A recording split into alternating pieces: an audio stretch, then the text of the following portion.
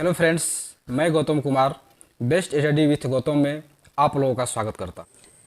कल के क्लास में हम लोग 1919 के एक्ट तक अध्ययन किए थे और आज से हम लोग 1935 का एक्ट का हम लोग अध्ययन करेंगे। इसके तहत पहला पॉइंट है 1935 का भारत शासन अधिनियम का पहला पॉइंट। यह एक लंबा एवं विस्तृत दस्तावेज था जिसमें 14 भाग, 321 अनुच्छेद तथा 10 अनुसूची थी। मतलब कहने का ये है कि 1935 का जो एक्ट है, ये जो आज हम लोग संविधान देख रहे हैं, भारत का संविधान, इसका अधिकांशतः भाग 1935 के एक्ट से ही लिया गया है। अगला पॉइंट है 1919 के एक्ट में जो प्रांतों में द्वैध शासन की स्थापना की गई थी उसको समाप्त कर दिया गया और उसके स्थान पर प्रांतीय स्वायत्तता का प्रावधान किया गया और केंद्र में द्वैध शासन की स्थापना की गई। मतलब ये कि 1919 के एक्ट में जो प्रांतों में द्वैध शासन की स्थापना की गई थी उसको समाप्त कर दिया गया और 1935 के एक्ट में प्रांतीय स्वायत्तता की स्थापना की गई और केंद्र में द्वैध शासन की स्थापना कर दी गई। अगला पॉइंट है प्रांतों में द्विसदनीय प्रणाली यानी विधानसभा तथा विधान परिषद को प्रारंभ किया गया। केंद्र में द्विसदनीय प्रणाली का प्रारंभ 1919 के एक्ट के तहत किया गया। अगर केंद्र में पूछे द्विसदनीय प्रणाली तो 1919 के एक्ट के तहत, और प्रांत में पूछे द्विसदनीय प्रणाली तो 1935 के एक्ट के तहत। अगला पॉइंट भारत परिषद की समाप्ति। 1935 के एक्ट में भारत परिषद को समाप्त कर दिया गया। जो भारत परिषद की स्थापना 1858 के एक्ट में की गई थी उसको समाप्ति 1935 के एक्ट में कर दिया गया और राज्य सचिव की समाप्ति 1947 के एक्ट में किया गया। राज्य सचिव का जो गठन किया गया था 1858 के एक्ट में किया गया था, जो आप लोगों को पहले पढ़ाया जा चुका है कि 1858 के एक्ट में एक राज्य सचिव होंगे जो secretary of state for India और उनकी सहायता के लिए भारत परिषद होंगे। इन दोनों पद की स्थापना 1858 के एक्ट में किया गया और ये दोनों की समाप्ति यानी भारत परिषद की समाप्ति 1935 के एक्ट में और राज्य सचिव की समाप्ति 1947 के एक्ट में किया गया। अगला पॉइंट है अखिल भारतीय संघ। अखिल भारतीय संघ की स्थापना 1935 के एक्ट के तहत एक अखिल भारतीय संघ, इसका मतलब ये हुआ कि ब्रिटिश प्रांत जो भी ब्रिटेन इंडिया में शासन कर रही थी तो उनके अंतर्गत जो भी प्रांत थे उनको सबको मिला करके, सबको यूनाइट करके एक अखिल भारतीय संघ की स्थापना की गई 1935 के एक्ट के तहत। अगला पॉइंट है इसके अंतर्गत 3 सूचियों का प्रावधान किया गया।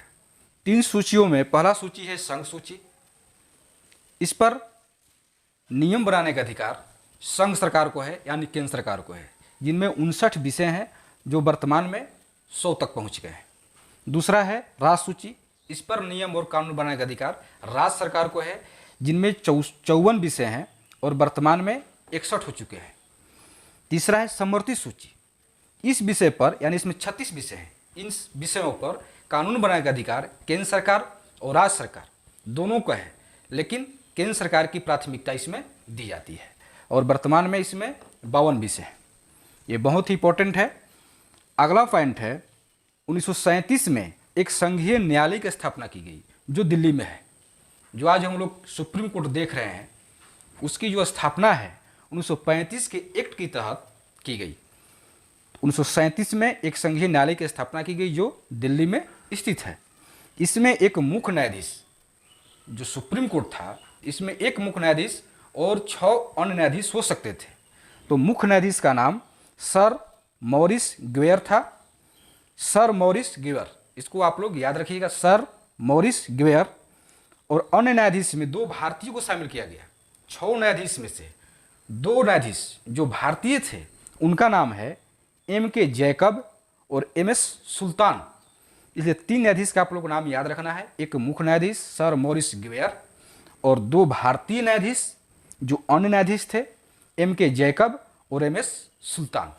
अगला पॉइंट है प्रांतीय लोक सेवा आयोग तथा संयुक्त लोक सेवा आयोग का गठन 1935 के एक्ट के तहत किया गया। प्रांतीय लोक सेवा आयोग का मतलब ये जो हम लोग पीसीएस के एग्जाम देते हैं, चाहे बीपीएससी हो, ईपीपीसीएस हो, एमपीपीसीएस हो, जितने पीसीएस एग्जाम देते हैं तो उनका गठन जो हुआ 1935 के एक्ट के तहत किया गया। केंद्रीय लोक सेवा आयोग, जो पहले हम बता चुके हैं आप लोगों को, केंद्रीय लोक सेवा आयोग यानी इंडियन पब्लिक सर्विस कमीशन, इनका गठन 1919 के एक्ट के तहत किया गया। सांप्रदायिक निर्वाचन प्रणाली का विस्तार अब दलित, महिला और मजदूर पर भी लागू कर दिया गया।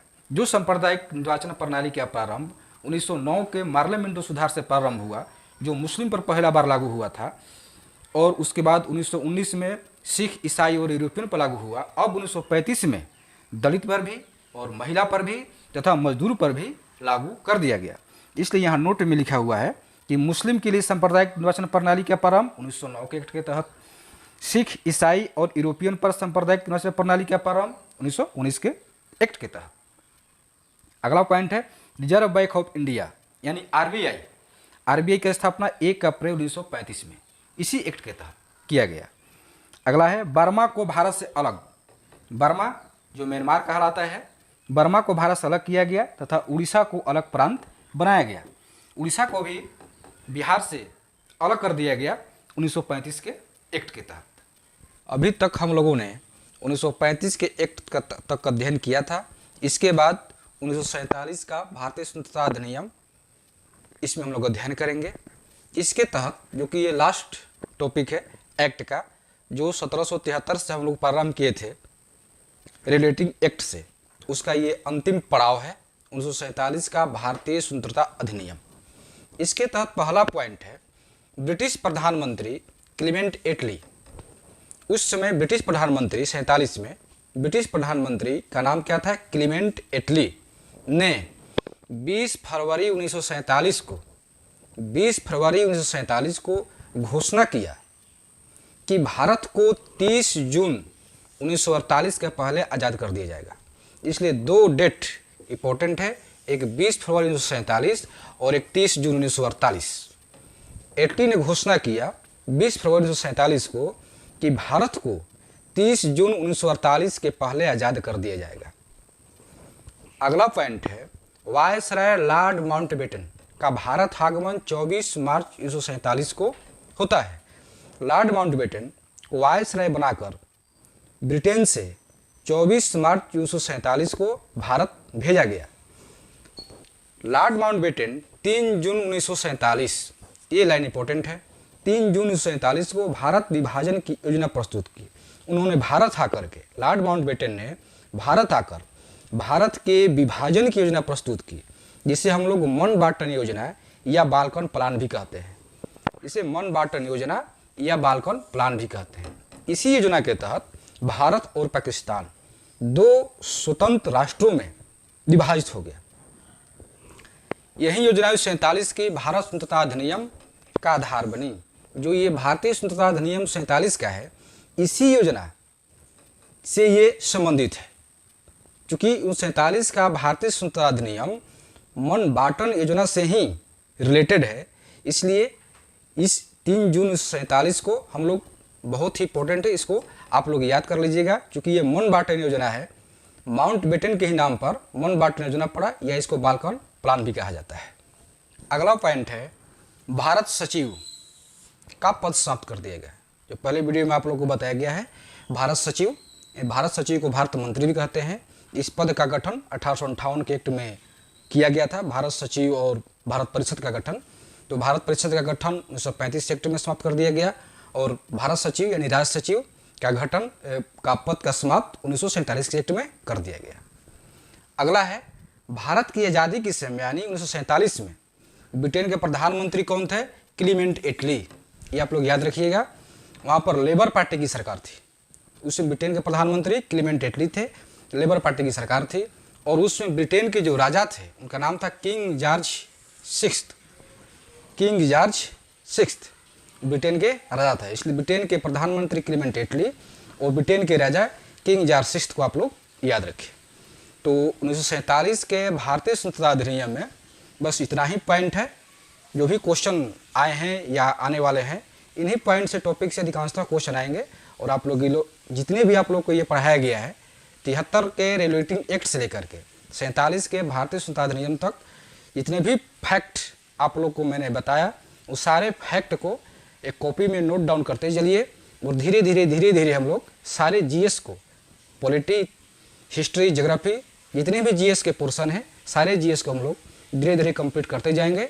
और जो भी एग्ज़ाम आने वाले हैं, सचिवालय हो, बिहार दरोगा हो, बिहार एसएससी हो, उन सारे एग्ज़ाम में जीएस जो भी पूछेगा ये सारे टॉपिक हम लोग कवर करते चलेंगे और प्रैक्टिस सेट बनाते चलेंगे। 1947 के एक्ट में बस इतना ही फैक्ट इम्पोर्टेंट है।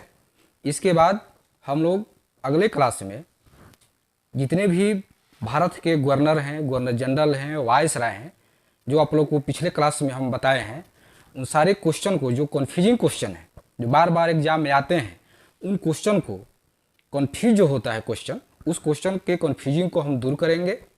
और उसके बाद आप लोग देखिएगा कि बंगाल के प्रथम गवर्नर कौन है, भारत के प्रथम गवर्नर जनरल कौन है। इन सारे क्वेश्चन को एक जगह ले करके आप लोग को हम समझाएंगे, और तब किसी भी परीक्षा में अगर इस तरह के क्वेश्चन आते हैं तो आप लोग आसानी से इसको हल कर पाइएगा। तब तक के लिए धन्यवाद।